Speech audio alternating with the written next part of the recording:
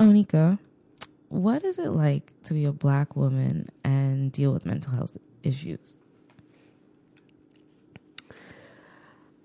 It's strange, really, because I was always Black first and crazy second. Mm-hmm. And now it feels like I'm crazy first and Black second. So my experiences have been a mixed bag, really, when it comes to being a Black woman with mental illness. It's something that I've had to redefine for myself. Let's just put it that way. Okay, I hear you. Well, we could at least admit that you're Black and you. Yeah, Black and crazy. Black and crazy. All right, cool. I had a series I started about that, but it never popped off. Listen, we gonna make it pop off. We'll make it pop off. Black and crazy. The Afro-Canadian experience is my best. I got that dish. Got that. I got that dish. Dish. Dish. I got that dish. I got that dish. That dish. Hey y'all, it's Onika. And it's your girl B. And you are dishing with Dainty Dish. How you doing today, B? I'm okay. You know, enjoying the weather. It's been a little nice the last couple of days. It So. has been. Mm-hmm. Has How about been. you? How you Your doing? hair looks really good. Girl, don't Girl, even. hunting. Because the people Got can't a little see it. Janet Don't Jackson even. going on. A little Miss Jackson if you nasty. I can't lie. I'm feeling myself. If our Feeling followers yourself. if our people follow me on Instagram, they'll see that I'm feeling myself. So Yeah, the hair looks cute. It looks cute. My Thank hair you. looks like hellacious.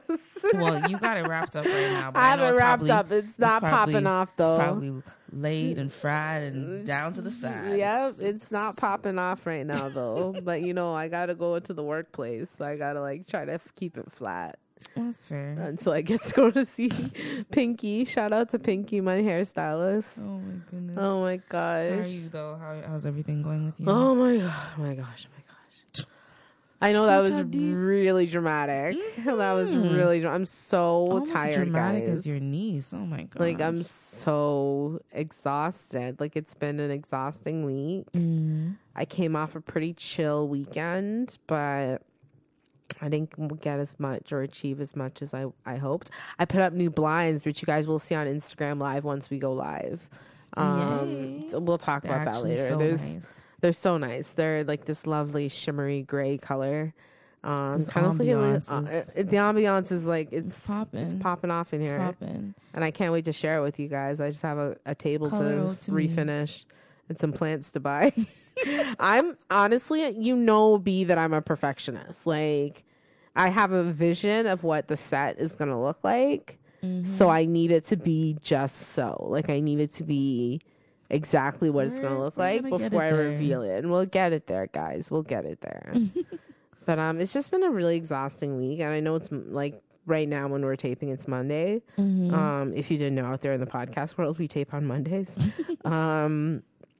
Dedicated team. Elle is here. Shout out to Elle. Yes. B is here. Shout out to B. Oh, thank you. I'm here. Shout out to me. Oh yeah. Yeah. So cramped up in my little apartment. That's where we tape. I'm just giving away all the secrets. Oh my But yeah, goodness, you're we terrible. are in February, and February is Black History Month. Why not close off? Why this not end beautiful this Black History Month? That's been. with all these beautiful Black people that I'm in this room with. It's been a sad one though. Why do you say so? Kobe's. Oh, Kobe, that was February. Kobe. I thought that was January. And for our hip hop listeners, Pop Smoke. Pop Smoke. Pop Smoke. Baby, welcome to the party. Oh, okay. I know that. Baby, I know welcome that. to the party. Well, we had some L's in we lost some great Black people, but their legacy will live on, and that's the most important part. But That's true. Black History Month has always been kind of I remember in high school, it was just such a controversy between the the black people and the white people, and then like the white people complained and they made it Cultural History Month, and then we were all like, what the F? Yeah. My high school, like we used to do like Black History Month for like grade 9 and 10, and then like white people complained, and or their parents complained or someone complained. I doubt it was black people complaining about Black History Month. They're just saying if I had to suspect a culprit, you know, it would have been them. So so then grade 11, 12 OAC, it was Cultural History Month. Oh, wow. Yeah, so it was a cop out. It was a cop out. I just remember it being a sore topic because it was like everyone was so tense during Black History Month. Like the white people didn't know what to say.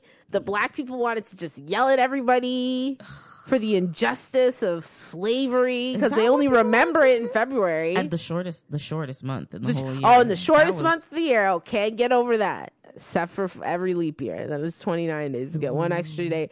This year, we get one extra day. So, yeah, it was I remember it being a very tumultuous, like, very heated time in my high school. I used to do the African, like, liturgical dance with my friend Yatunde. Shout out to Yatunde, if that isn't the most African sounding name you've ever heard. I love that name. Yatunde I love her. I've always loved her. I've been in love with her for years. So yeah, shout out to Ye. She taught me like tribal dancing, and we do it in the auditorium, and it was cool. It felt, I don't know, it felt like I was a part of something. Yeah, a collective community. That's community. How you're supposed to feel for Black History Month. Yeah. Well, we're going to get into a little bit about like Black mental health today. And we're also going to talk about the concept of mental slavery. So we'll get to it. But right now it's time for Newsflash. So Toronto Black community faces a greater risk of having serious mental health problems. The city of Toronto has launched a campaign focused on the impact of anti-Black racism on mental health. The campaign culminates in a Black Mental Health Day on March 2nd. Write that in your calendars, guys, because it's going to be annually now. It's weird that it's not in February, but I question that. But whatever, March 2nd, we get to extend Black History Month. So listen, March 2nd. You're supposed to be Black every month. Just that's the thing. You're Black this month. Black. Yeah, on that day, institutions will be asked to take action focused on protecting and promoting mental health and wellness for Black Torontonians. The Black Experience Project found that the Black population in Toronto, and the GTA specifically, is the most stressed. Of course. They're the most stressed. Yeah. Like, of all the populations, that sounds insane. I could believe that, though. Yeah. And it says additionally, parts of the Black community have a 60% increase of serious mental health problems such as psychosis. Really? I suspect it's all the marijuana use. I'm gonna keep it completely 100 with you guys. Like, think it was gonna be depression. No, I wouldn't even say depression doesn't often lead to psychosis. Psychosis can be drug induced, or it could be like something like mania or psychosis through schizophrenia. But I think what a lot of these young men and women are suffering through is psychosis as a result of marijuana use. Yeah. So I think that's where that if I had to guess, I'm no scientist. I didn't do the research other than the research I did. I mean, we'll see the difference by next year. I mean, we're legal now, so honestly. And the Mental Health Commission of Canada reported that African, Caribbean Canadians were more exposed to factors that are linked to poor mental health for everyone, such as poor education and housing, unemployment, poverty, and criminalization. So these are considered social determinants, which we will talk about in a minute. So yeah, these are factors that contribute to why Black people aren't getting the help that they need for their mental health. Could you imagine all those factors? Yeah, and then another thing, and one person having all of those factors and just one, like, I would consider myself like one of those people. The only person that trumps me is Black male. Yes. Mentally ill black female versus mentally ill black male, they trump me. They're going to get treated a hell of a lot worse. Yeah. All the way around. And they're going to have no access, which is another thing on top of that. Black Torontonians can't easily access culturally appropriate mental health support and services. So basically, I've never seen a black psychiatrist or a black psychologist. I have once. Actually, I saw Moms that time.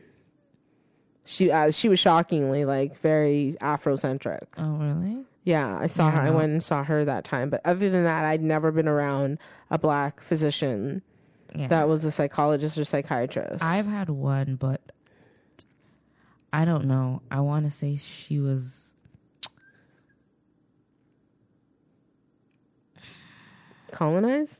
I wanted to say that, but I felt like that would be like gentrified. Yeah, she was maybe not colonized. Yeah, maybe that's not the right word. Yeah, I thought that would be a little bit of a sorry, she's but been gentrified. She's been assimilated. Yeah, she's been assimilated to the culture. Yeah, and it wasn't it was like whiteface was on hard. Yeah, and it was kind of hard to connect with her, so I could see. So even when you find them, can you connect with them? You know?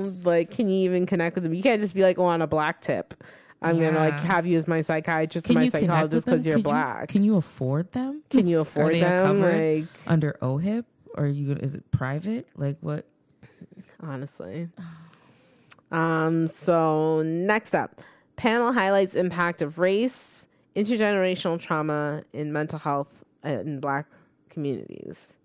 So the University of Ottawa hosted their first annual panel on black mental health, centered on how social environments such as schools and workplaces impact the mental health of black people through racism, stereotypes, and prejudice.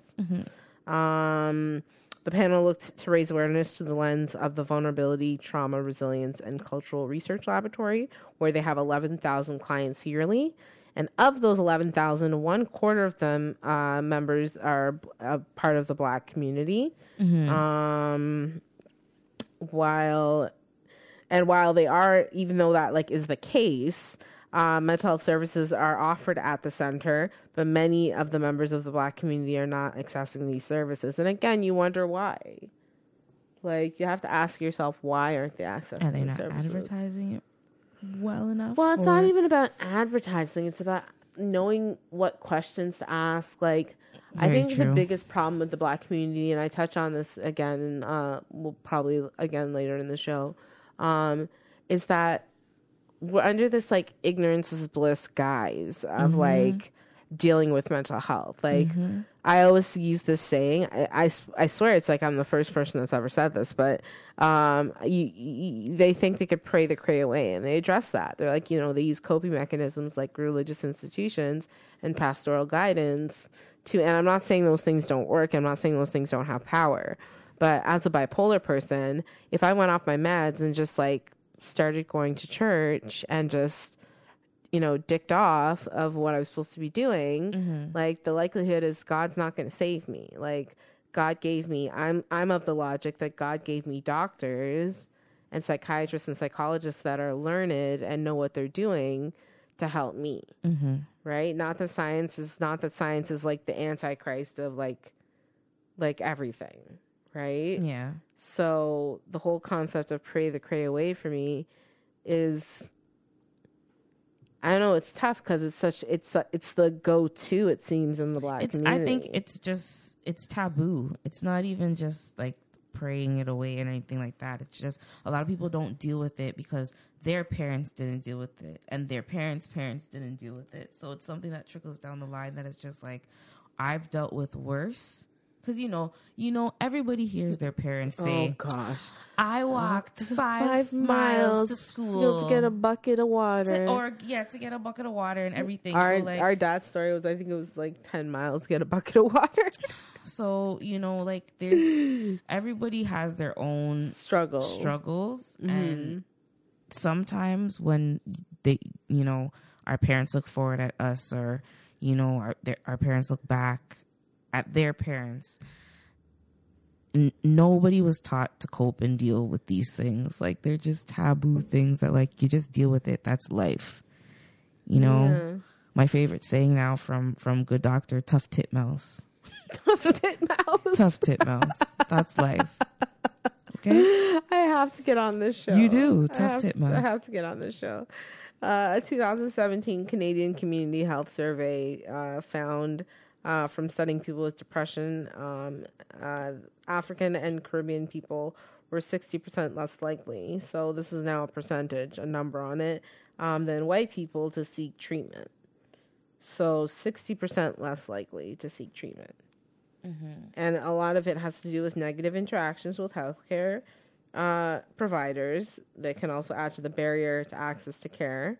Black communities are recording some of the worst experiences in the healthcare system, according to the Canadian Community of Health Survey. I've had some bad experiences, so I'm part of that. I'm part of that 60%. You're here, aren't you?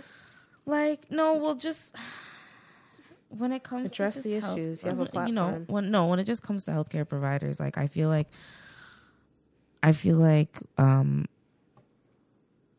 actually I've heard this. I've read something about this saying that when it comes to African American women, especially since I'm a mom, so I've been through labor, but when it comes to us, like they don't believe in our pain.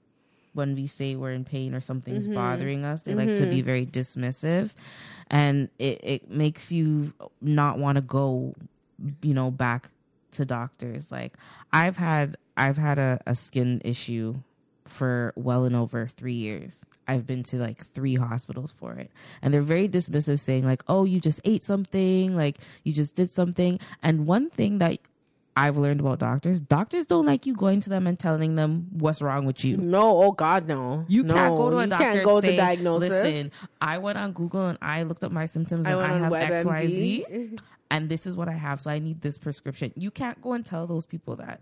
And I had to figure out for myself what was wrong with me and my skin and not even get any help and basically be on over-the-counter medication for months at a time on things that like you shouldn't be on more than like 10 days at a time.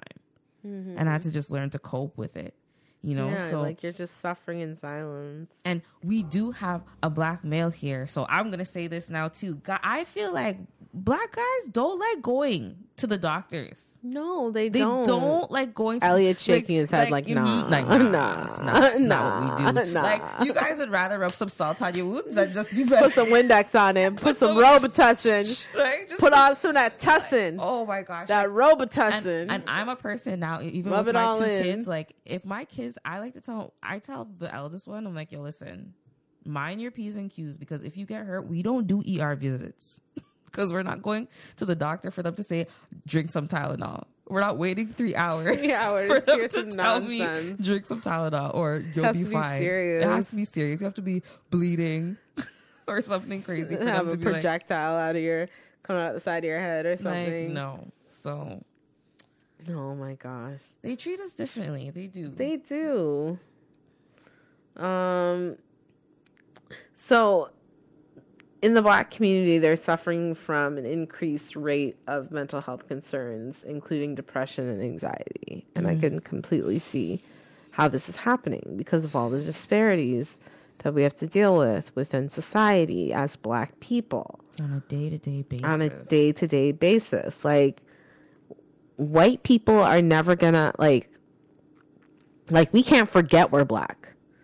I think white people forget they're white. Like, and some of them take liberties. So I'm just saying, like, some of y'all forget that you're white. Like, but black people can't forget that we're black. Like, it's apparent. It's like in our faces all the time. Every day. All the time. Like, and it's not going to change. So all you influencers out there that like to be on Instagram tanning up your skin to be us, Lord Jesus, and doing what I'm calling you out right now, and doing whatever you like to do. No. Not in Black History Month, you don't, honey. Not this month. Not this month. I see the thing. I see a video. And the person's like, me in the office all month, and someone's like, excuse me, where are the blue pens? No, we're using black this month, okay? We're using black. We're all black this month. Where's the sugar? Brown sugar and honey is at the front this month. White sugar's in the back. I'm sorry. You'll get that in March. I'm sorry. So, that is hilarious. Oh my gosh, stop the madness right now. Oh my gosh. So using the U.S. as an example, our cousins to the U.S., because their stats always come up are easier to find than our stats. But I found stats for us, so don't worry. Isn't that terrible for a second? Can we acknowledge that? Like you how go on do we not have Google.ca and it's stats? bare American stats. Like even if you .ca it, it's bare American we are stats. not the melting pot, okay? We have need more our own. stats. Well, I'll tell you why we don't. Like it's later on in the why we don't have stats. Give us the U.S. stats. So 13.2% of the U.S. population identifies as Black or African American. Mm-hmm. Of those, 16% had a diagnosable mental illness in the past year. And that's over 6.8 million people. Excuse me, the 16% is over 6.8 million people. America's got a lot of people living there. More than Canada. Okay. You only have concentration in Ontario, BC, and Quebec, and that's it. That's true. 6.8 million people. And I'm going to assume the 16% is not getting help. They have a diagnosable illness, so I don't think that necessarily means that they're getting help. I think that number is actually probably a lot less than what's being reported because there's no race-based data, which we'll get to. Okay. But the Black Health Alliance in Canada had a couple of things to say about our Canadian stats. People of Caribbean, East and West African origin in Ontario have a 60% increased risk of psychosis, which we talked about before. That's where that fact probably came from, was the Black Health Alliance from that article.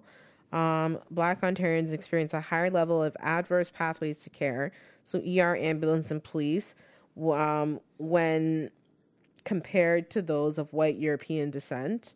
So basically, my pathway to care has always been the police. To get to my care. Mm-hmm.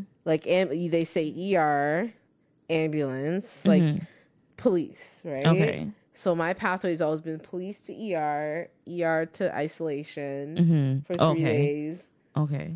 Dealing with the nurses and the security and all of that. Then isolation on whatever floor is the psychiatric ward. Mm-hmm. Yeah. So, rarely has there been an ambulance involved. I think one episode I had, there was an ambulance because I called them. Remember that time I pulled an iPhone? Yeah. So, and this is the fact that I was telling you guys before we even started the show. Black Ontarians experience higher rates of restraint and confinement under the care of mental health and addiction services. And I can attest to that. That's probably facts. I get, when I'm hospitalized, I get restrained a lot for the slightest indiscretion. Throwing food at a wall, ripping a cord out of the wall. Doesn't matter. It doesn't matter what, because you're trying to get out. You're trying to escape. Right? Yeah, of course. And you convince yourself you have the answers to how to escape. So you do everything in your power. You clog a toilet, so they lock the bathroom on you. So now you're pissing yourself, and they strapped you down because you didn't eat your dinner, or you don't want to take your meds, so they strap you down and give you a needle. They're all that first month, it's just restraints and confinement for me. And I'm not saying because I'm Black. I'm not saying because I'm crazy. Maybe because I'm Black and crazy. I don't know. Well, possibly. I was going to say, if people around you aren't getting the same type of treatment that you are, yeah, who knows? Who knows? This girl has your best friend's name, Amoy Henry. Oh. Yeah. Shout out to Amoy. I know she's listening. Of course she's listening. So this is the Black Health Alliance strategic partnership and business development facilitator. So she says cultural competency is a thing. If you're from another country and you're in a place that's supposed to be safe like Canada, but you walk into the physician's office and your physician is treating you like you're an outlaw, you're going to feel alienated from pursuing services and getting the care you need. That's where the stigma comes in. People avoid going to the doctor. People don't want to be in a certain space where they feel like their safety will be violated. What do you think of that? I think that goes for anybody, but for African American people, it goes more so for, because Honestly, we can't speak to any other experience. So. yeah, like, but it's like it's. I don't know who it's touchy for, because it's not touchy for me, but like I'm trying to save face. But I mean,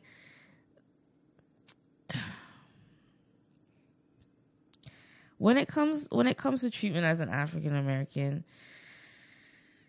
outside of hospital treatment, outside of medical care and anything, like you are put in this bubble. You're stereotyped automatically. Like, it happens all the time.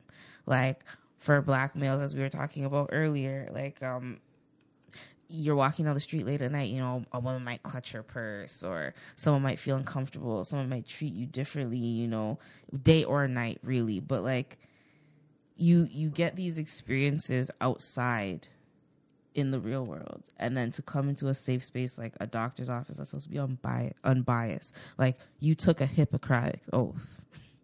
That Hippocratic oath. Like it nearly makes it sound like a hypocrite.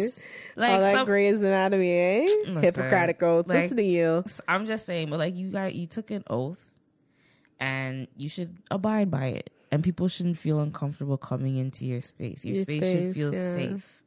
And it's a shame that, it feels safe for some and it doesn't feel safe for all. For others.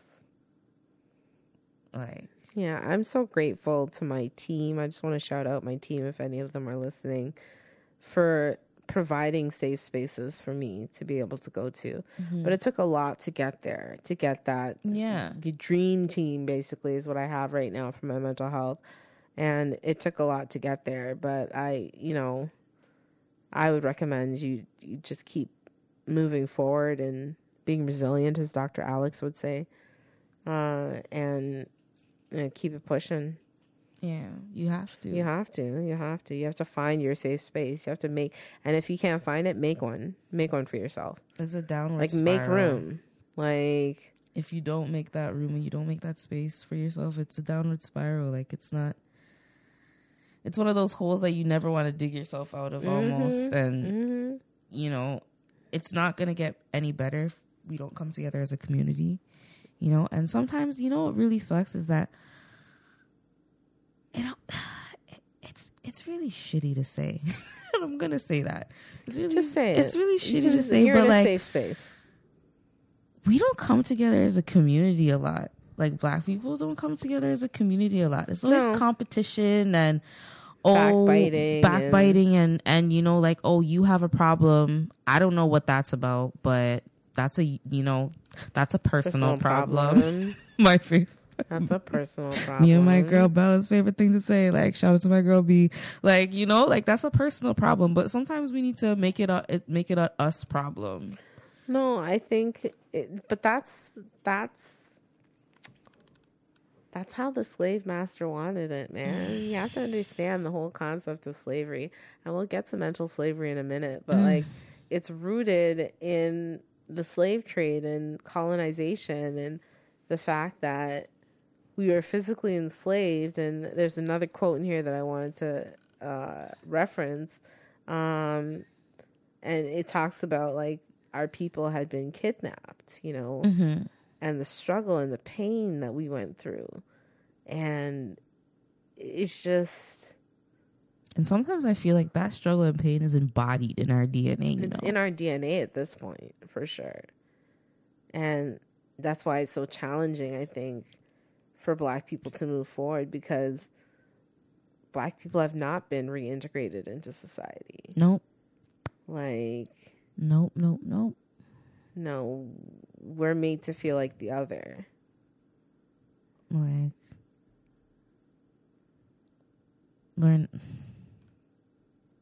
And you know, it's sad to say. It almost feels it's Obama was our foot in the door, and we're Canadian, okay? Yeah, he wasn't even our president. I cried when Obama got elected. I was sitting on my couch at our house. Yes, and he was elected 2008. I remember, and I cried like a baby because I had studied like slavery and I studied colonization. And I knew the history. Sorry, I'm slapping my book. I was getting passionate. I knew the history and like, you know, how far they had come, but there's an Obama quote in here too. Girl, I'm on point right now. You don't even know. Like the history, like the richness of it all. It was such a magical, moving moment when he was hired. And then dancing to Etta James at last at his inaugural ball with Michelle. What? Like, talk about it. No, but there's some other, they're not fun facts. Nothing about any of this is fun. No. So just some facts. Second generation Black Canadians earn 10 to 15% less than second generation white Canadians, which I'm a little confused about because I don't think a white Canadian could be second generation unless they're European. Yeah, that's probably okay. That's probably, what they mean. Yeah. Okay. Even when the results are adjusted to reflect educational levels. So in the Toronto District School Board, 69% of Black students graduated in 2011. I know it's an old fact, but I thought it was an interesting one. As compared to 87% of racialized students, and racialized means anyone who's not Black, but anyone who's not white, and 84% of white students. And this is a gem. This one is very reflective of what's going on in the United States right now. We also are having it in our own backyard.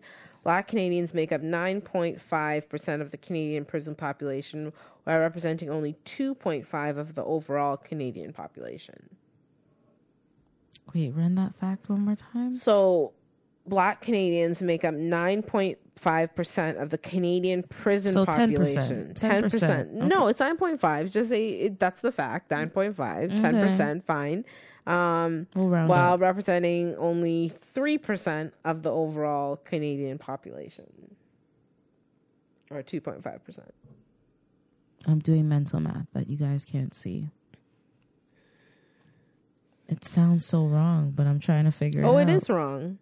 Okay. The number of people living in, that means I can't do the math because I'm not in Kumon anymore. Sorry, Mom. Sorry, Dad. I'm over here. But it basically means, okay, so our population, only 2.3% or 2.5% of our population is Black or African Canadian or Caribbean Canadian. This is both right? Male and female. Male and female, okay. right? Okay. But 9% of the prison population is made up of our people. Our 2.5%. So it doesn't mean we're all in jail because we're at my apartment right now.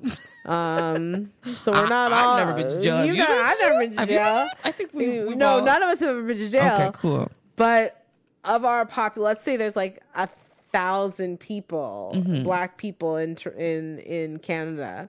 That means like 9% of those 1,000 people are in jail. So almost 100. That's almost 100 people. Yeah, it's almost 100 people per capita. Wow. Yeah, so it's pretty messed up.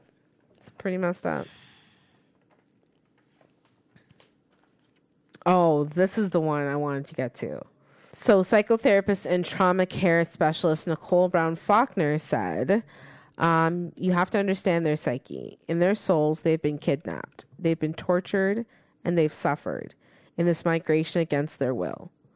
Nobody has suffered this amount of pain and suffering. They live from this place, and regardless if they are sitting at Obama's table or not, their soul still lives there. They have not been reintegrated into society at all. I'm educating the people who are handling our people, and I'm letting them know why they feel what they feel.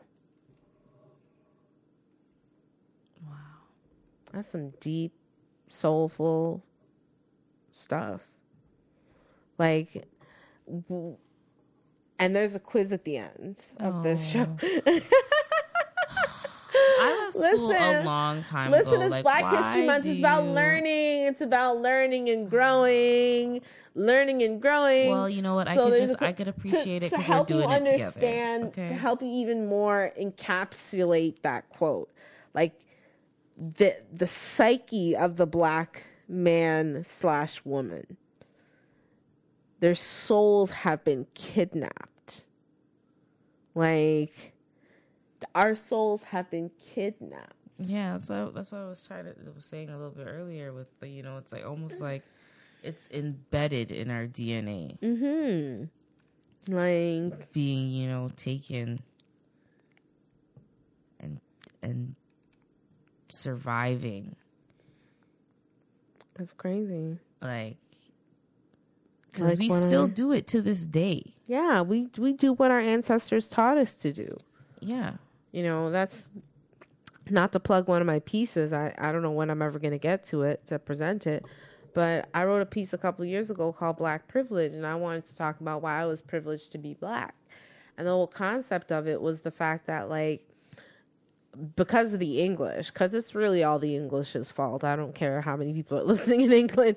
You got to know your history. You know, they colonized and they enslaved and they ruled over many different populations, not just African people. Mm-hmm. You know, the slave trade was, obviously the transatlantic slave trade was huge, but they oppressed, you know, Scottish people, Irish people, Indian people, Chinese people, Indonesian people. Like, they oppressed not just black people. But the slave trade, what made it so horrific was that we were stolen from our country, our home of origin. We were slapped on a name. Some of us even branded. If we made it across the transatlantic slave trade, some of the harshest conditions you could possibly imagine in your life experiencing. Then you get to the New World. You don't speak the language. You don't wear the clothes. You're not a part of the culture. Mm-hmm. And you're now made to cater to the white man and be his property, his chattel. Like, that's pretty effing traumatic for us to just get over in a generation. Because if it was only physical trauma, maybe we would have gotten over it generations ago. Mm-hmm. But it was the mental slavery that our ancestors, and thus passing down from generation to generation to generation to us, have gone through. Mm-hmm.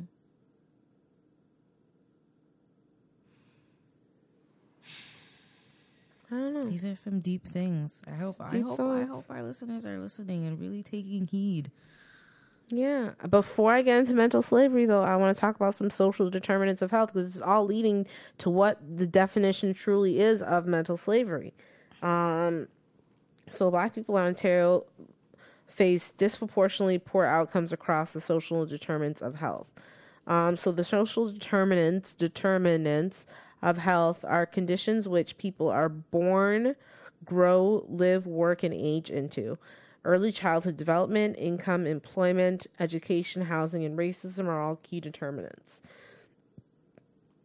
So disparities across several social determinants of health result in inequitable treatment and unequal outcomes in justice, education, healthcare, and child welfare sectors. Yeah, so some of the things that we already talked about, like the poverty, the problem with healthcare, the problem with the education system. Like, there's a whole anti-black system that I think people fail to understand exists in Canada. Ooh. Like, they don't understand. They think racism is an American problem. No. You know, they don't understand it's actually a Canadian personal problem. You see? Personal problem. It's a personal problem. Sorry, you're just taking things the wrong way. Like, it's anti-black racism is, and I want to quickly define it so you know what I mean by anti-black racism. Policies and practices rooted in Canadian institutions such as education, healthcare, and justice that mirror and reinforce beliefs, attitudes, prejudices, stereotypes, and or discrimination towards people of black African descent. So yeah, anti-black racism is embedded in our culture, really. And we don't necessarily, like, me living in Toronto, in the city of Toronto, I had an Uber driver last year call me the N-word.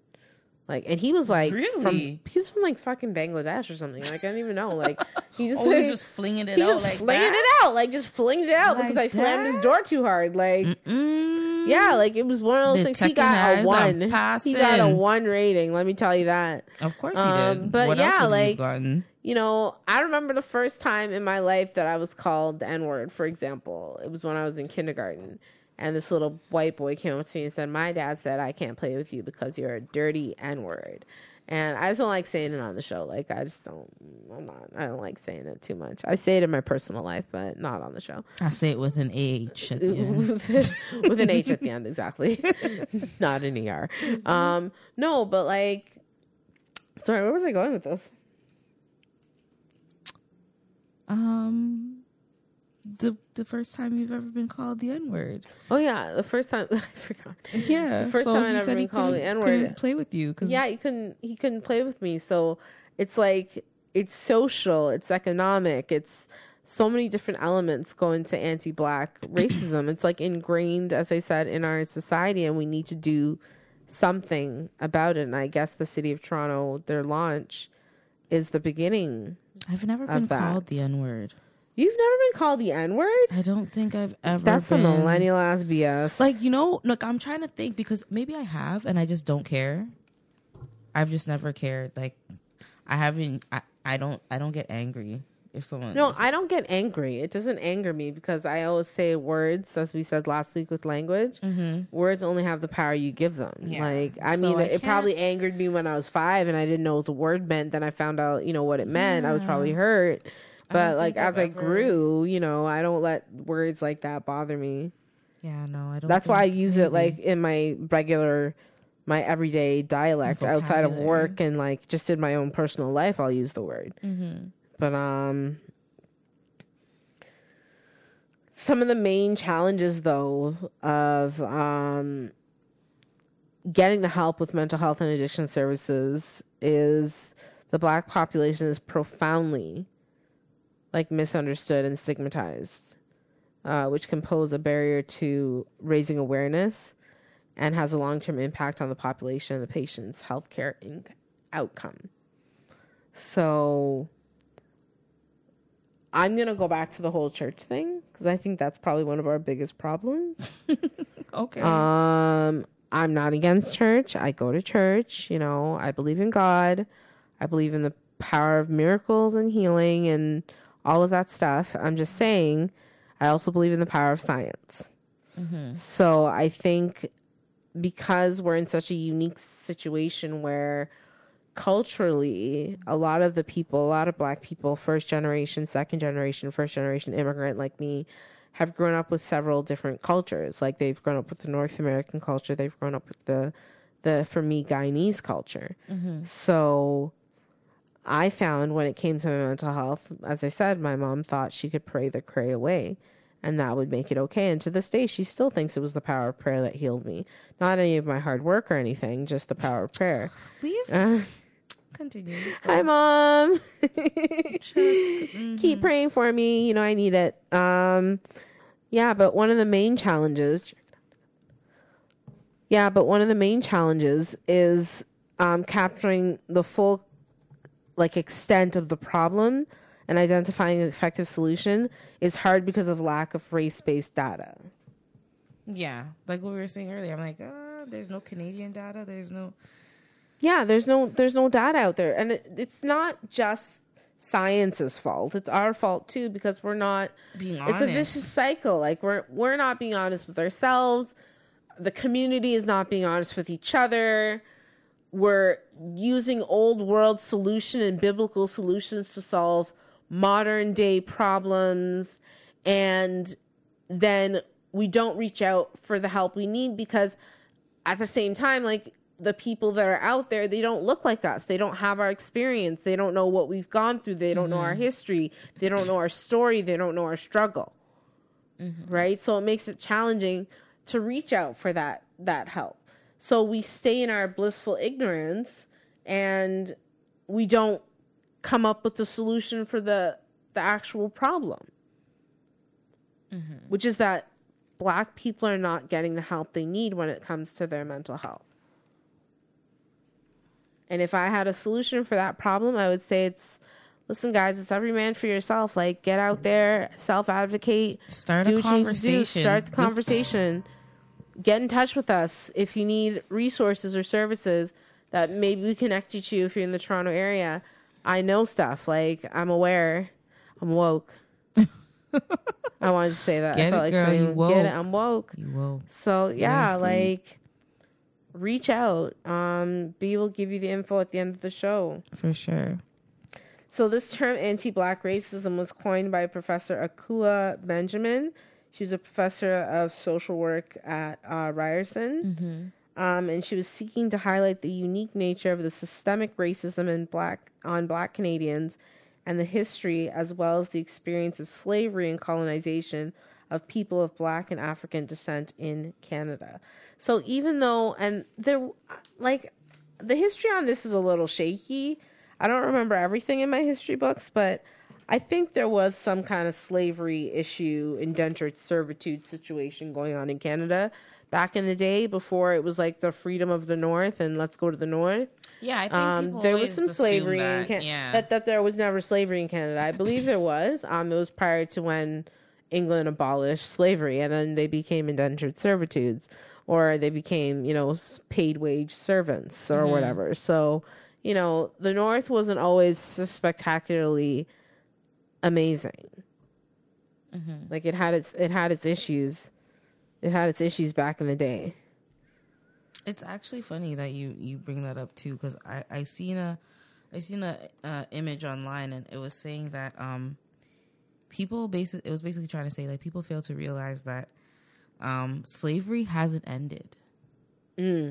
Like, from, okay, gonna use you as my history dates. So when did slavery start?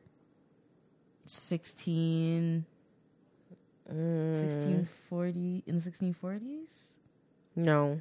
16... Like 14. 14? Was it 14 or 15? 400 years. So for 400 years, okay, Kanye said it Are wrong. you looking at it yes, up for please. us? But so 1619. Okay. So from 1619 to the year that slavery had ended, which would have been 1863. 1863. I'm really bad at history now. I don't know. I don't remember when the American Revolution was. I thought we were going to be on the ball with this right now. 1865. So sorry. From 1619 to 1865, like, we had slavery. It ended. But after that, we're going to go with the man because, whatever. The man had to figure out a way to basically still keep people enslaved and in line without it being called slavery. So that's Jim Crow. So that's when Jim Crow came into play. That's when prison came into play.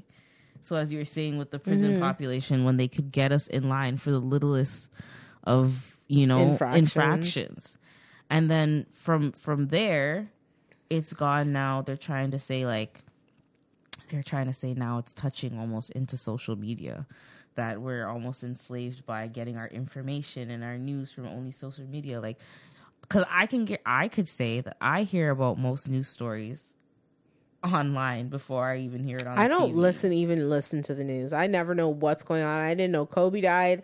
I don't know what's going on in the world. I'm too busy in my own world. Like, that sounds like a personal problem. We are still in slavery days. I'm not enslaved by that stuff. Okay. But I understand where you're going with that, because, like, and I think we've it's not just like, I think modern day slavery can be attributed to black people. It could be attributed to Iranian people. It could be modern day. It could be attributed to everybody that's oppressed. Of course, you can have modern day slavery in corporations, which could be attributed to other white people as well.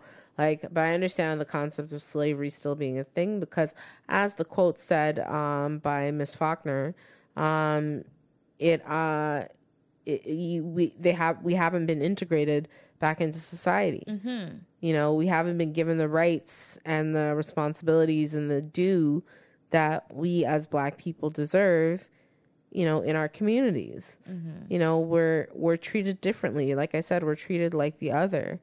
And it's not something's got to give. And I think we talked about Kanye because I made you read that dumb article. Oh my gosh. Because I wanted to talk about mental slavery. Because in his definition of mental slavery is what? His let me just bring up exact, because you know what, he was going on a rant, to be honest, people, and it was giving me a It headache. wasn't the right definition of mental slavery. But we'll get to that. Basically, he was trying to explain that mental slavery is like mental imprisonment. You know, so I'll quote him directly from this article. So it says, when we hear about slavery for 400 years, it sounds like a choice, he says. Like you was there for 400 years and it's all of y'all. It was like mentally in prison. I like the word prison because slavery goes too direct to the idea of blacks. It's like slavery, Holocaust. Holocaust, Jews, slavery is black. So prison is something that unites us all as one race, blacks and whites being one race. We are all the human race. So that is not the definition of mental slavery, Kanye. If you're listening, not it.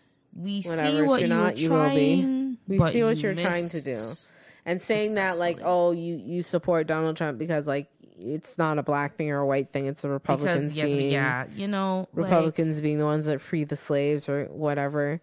That's not where mental slavery comes from. It actually comes from one of the heroines of our culture, and I would like to highlight him right now. The term was developed by Pan-Africanist and Black nationalist Marcus Garvey. But big up to Marcus Garvey. Yes. So Garvey, born in Jamaica, arrived in New York in 1916, where he founded a number of successful business ventures, vested in Pan-Africanism. Well-known businesses were the Negro World newspaper, so World Star today. Oh, he was the original World Star. The international shipping company called Black Star Line and the Negro Factories Corporation. So he coined the term mental slavery in a 1938 speech, and he meant it in the context of knowing African history, including the plight and the advancements made by Africans in the struggle, tracing one's roots going back to Africa, and continuing the fight for liberty. And the actual quote where he uses mental slavery is, and it's been quoted again, and I'll tell you about that in a minute, we are going to emancipate ourselves from mental slavery because whilst others might free the body, none but ourselves can free the mind. And Bob Marley also said this. He was inspired by Garvey's words and put them in his song Redemption. Emancipate yourself from mental slavery. None but ourselves can free our minds. Emancipate yourself from mental slavery. Yeah, there you go. Good tune. That's big tune. Big tune. Yeah, but it's like, I think mental slavery speaks, like, to me, it's everything we talked about today, all the disparities, the social disparities, the economic disparities, like everything that we're seeing today in the Black community. And I think our inability to figure out a way to get out of it is where the mental slavery lies. The thought that there isn't help out there, that you can't receive assistance, that the barrier is so great, because you're Black, is, to me, mental slavery, because I'm Black.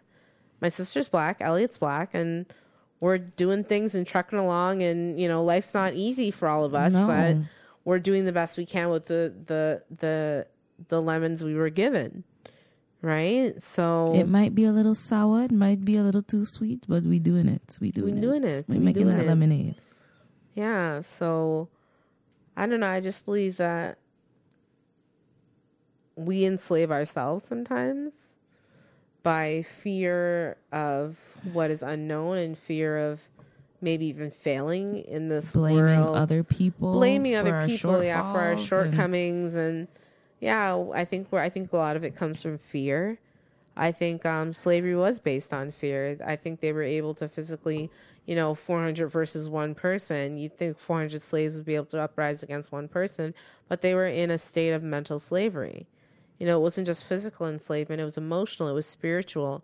It was religious. It was all of those different things. And that's been passed down from generation to generation until it's landed in our laps now. So we could stay mentally enslaved, or we could free our minds. We could free our minds from the enslavement. Break the chains. Break the chains. Yeah.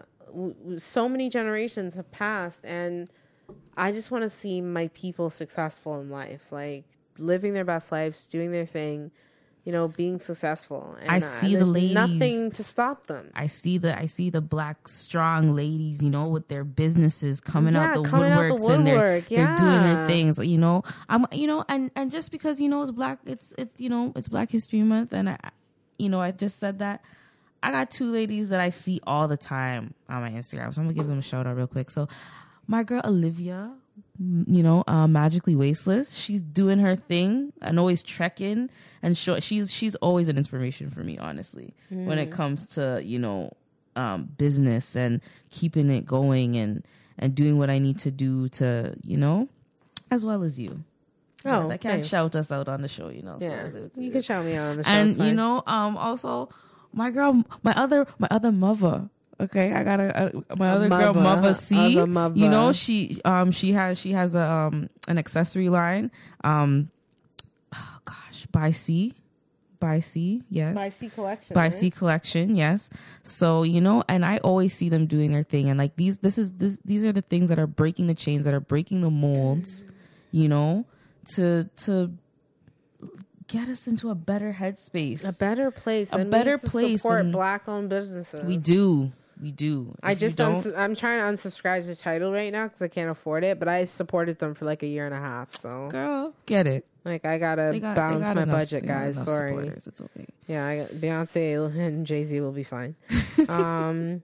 So 5 questions you need to ask yourself to see if you're suffering from mental slavery. So these 5 questions, I don't know how they were created by Amos Wilson. Like, they're just 5 questions, but they're pretty profound. He was a professor of psychology at the City University of New York. So, number 1, what language do you speak? English. Because you were forced to adopt a language during slavery. That's why you speak English. Yeah, that would make sense. Yeah. What name do you answer to? The name my parents gave me? Well, I gave you your name, but... Well, yeah, the name that you gave my parents to give me. So, Bianca and Onika Dainty, our slave name. Yeah, Dainty's our slave name. Dainty's our slave name because we were branded as property. I just don't want to change it because I like it, and I don't... I'm not going to like Oniko Bembe. Yeah, or Matumbo. Sorry. I'm sorry. I'm sorry. Okay. What food do you eat? Plethora of foods. Yeah, but if this was America, Massa would eat the pork chops. And we'd eat the chitlins. The and the chitlins. We eat the pig feet and the chitlins and the intestines. Greens. Oh my gosh. What God do you pray to?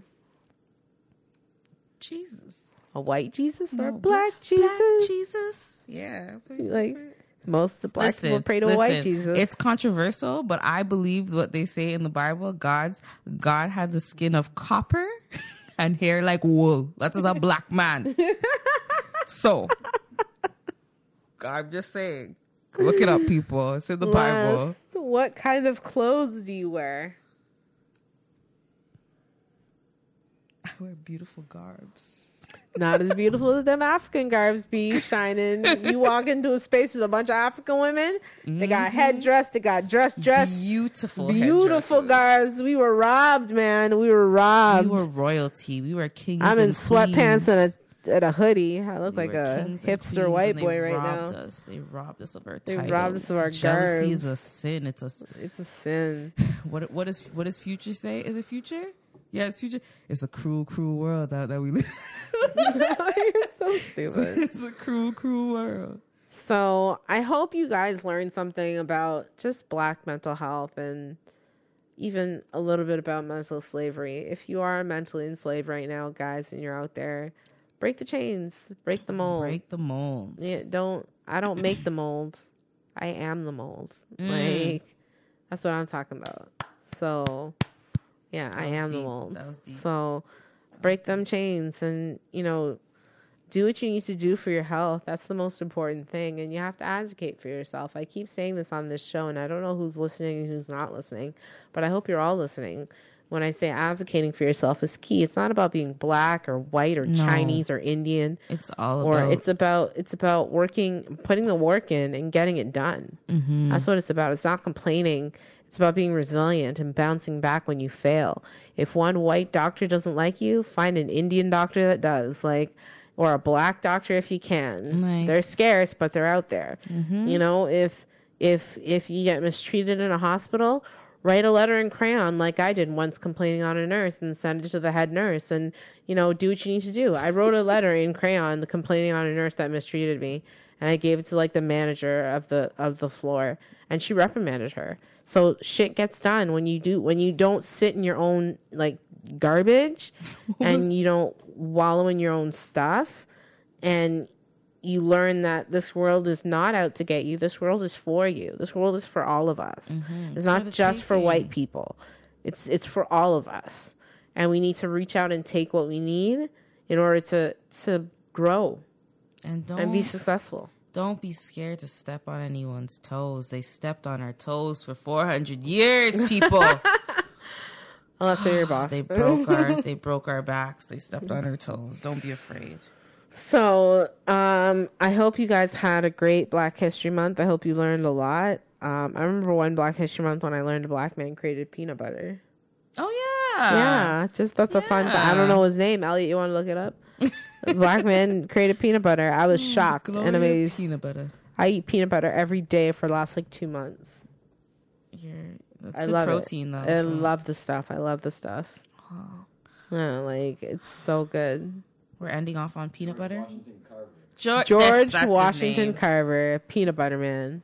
Peanut butter man. Peanut butter man. Don't degrade him like that. Don't degrade him. Not in this good month. Not in this good month. The sugar's at the back.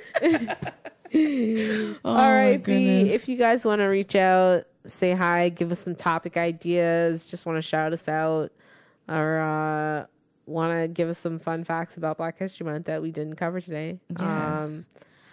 Tell them. What are you gonna say? I feel like we should maybe even open an anonymous line too, for people who just have a problem that they don't know who to talk to, just because we're talking about mental slavery, and if you want to break those chains and you want anonymously, it won't be my phone line. But it'll be the email. Work it out. But yeah, we'll just just send us an anonymous letter. We'll answer you back on the show. Listen to anonymously. We won't. Yeah, so send us an anonymous email. So B, tell them how they can reach us. Let's see how you could do this today. Let's see what you do. Got this. You got this. So if you would like to reach us, you can reach us at daintydish.com. That's DYSH at DAINTYDYSH.com. And if you're listening to us on Apple Podcasts, 5. And if you're listening to us on any other streaming service, share, subscribe. We love you for listening. And if you want to get in contact with me or Onika on social media, my social media handle is thatmuvabadxo. That's THATMUVABADXO. And if you want to get a hold of Onika, hers is Best of Onika. That's BESTOFONIKA. And if you want to get a hold of both of us through the DMs, our new Instagram for our podcast is Dainty Dish Podcast. So that's at DAINTYDYSHPODCAST. Yes. I did it. Thank you. All right, guys. As I said, I hope you had a wonderful Black History Month. I hope you live in light and love and learned a lot. And just remember, don't be black just this month. Be black every month. Be black every month. And on February, be extra blackity black. black. All right, guys. That has been the dish of the day, and I hope y'all have yourselves a very, very, very happy hump day.